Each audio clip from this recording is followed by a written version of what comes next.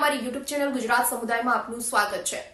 ગુજરાત સરકાર કલ્યાણકારી યોજના દ્વારા સબસિડી યુક્ત વ્યાજબી ભાવે રાશન વિતરણ કરવામાં આવે છે અને જેમાં સરકાર દ્વારા વારંવાર ગંભીર બેદરકારી દાખવવામાં આવતી હોય છે અને જેના કારણે ઘણી વખત રાશન કાર્ડ ધારકોને મુશ્કેલીનો સામનો કરવો પડતો હોય છે। સામે પક્ષે રાશન વિક્રેતાઓ જે છે તેમને પણ ગંભીર સમસ્યા સર્જાતી હોય છે અને જેના કારણે રાશન કાર્ડ ધારકો અને રાશન વિક્રેતાઓ વચ્ચે પણ ક્યાંક અસમંજસની પરિસ્થિતિ સર્જાતી હોય છે।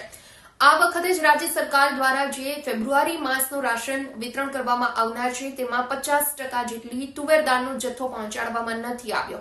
એટલે એવું બનશે કે જેટલા રાશન કાર્ડ ધારકો છે તેમાં 50% રાશન કાર્ડ ધારકોને આ વખતે તુવેર દાળ નહીં મળે। રાજ્યમાં કુલ 75 લાખ આસપાસ રાશન કાર્ડ ધારકો છે, તેમાંથી 37 લાખ જેટલા રાશન કાર્ડ ધારકોને આ વખતે તુવેર દાળનો જથ્થો નહીં મળે।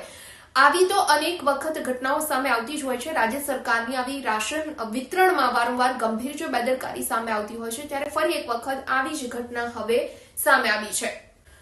માત્ર ભાવનગર શહેરની જો વાત કરીએ તો 3,65,000 જેટલા NFS રાશન કાર્ડ ધારકો છે, જેમાંથી 1,82,000 જેટલા રાશન કાર્ડ ધારકોને આ વખતે તુવેર દાળનો જથ્થો નહીં મળે। એટલે રાજ્ય સરકાર દ્વારા વારંવાર આ પ્રકારની સ્થિતિ ઊભી કરી દેવામાં આવે છે। ઘણીવાર તુવેર દાળનો જથ્થો પહોંચાડવામાં જ નથી આવતો, ઘણીવાર 50% જેટલો પહોંચાડવામાં આવે છે। એટલે જે રાશન કાર્ડ ધારકો છે તેમને તુવેર દાળ મળશે અને જેમને નહીં મળે તેમની વચ્ચે પણ વિસંગતતાની પરિસ્થિતિ ઊભી થશે અને આ પરિસ્થિતિ સર્જાયા બાદ ક્યાંક રાશન વિક્રેતાઓ છે તેમની સાથે પણ ગજગ્રાહ ઊભો થાય છે રાશન કાર્ડ ધારકોને કે તમે વાલા દવલાની નીતિ અપનાવો છો। એટલે સવાલ એ છે કે સરકાર શા માટે રાશન કાર્ડ ધારકો સાથે આવી ભેદભાવની નીતિ અપનાવે છે। ઘણી વખત પૂરતા પ્રમાણમાં જથ્થો નથી પહોંચાડવામાં આવતો, ઘણી વખત એવું પણ બને કે વેપારી દ્વારા પૈસા ભરી દેવામાં આવે છે પરંતુ નિગમમાંથી જથ્થો વેપારી સુધી પહોંચતો જ નથી અને જેના કારણે વિતરણ નથી થઈ શકતું। એટલે અહીં સવાલ ઘણા બધા થાય છે કે શું સરકાર પાસે રાશન વિતરણ માટેની કોઈ યોગ્ય નીતિ નથી કે પછી કૌશલ્ય ધરાવતો યોગ્ય સ્ટાફ નથી? સવાલ ઘણા બધા થઈ રહ્યા છે પરંતુ પરિસ્થિતિ ઘણા વર્ષોથી જેસે તે છે। તમામ પ્રકારની સાધન સગવડો હોવા છતાં પણ મૂળ હેતુ સાધવામાં ક્યાંક નિષ્ફળતા મળી રહી છે। તો આ નિષ્ફળતા કેમ મળી રહી છે તેના કારણો પણ હવે ઉજાગર થવા જ જોઈએ। સરકારે તેની નિષ્ફળતા આ મામલે સ્વીકારવી જોઈએ।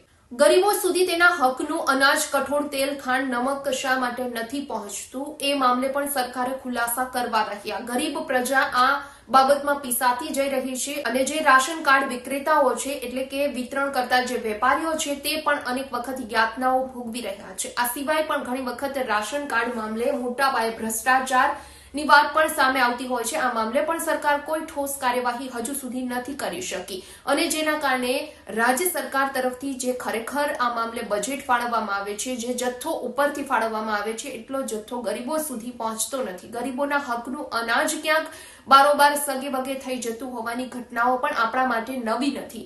વિડીયો પસંદ આવ્યો હોય તો લાઇક અને શેર કરવાનું ભૂલશો નહીં અને ખાસ અમારી ચેનલ ગુજરાત સમુદાયને સબસ્ક્રાઇબ કરી લેશો। આવતીકાલે કોઈ નવા ટોપિક પર ચર્ચા કરીએ।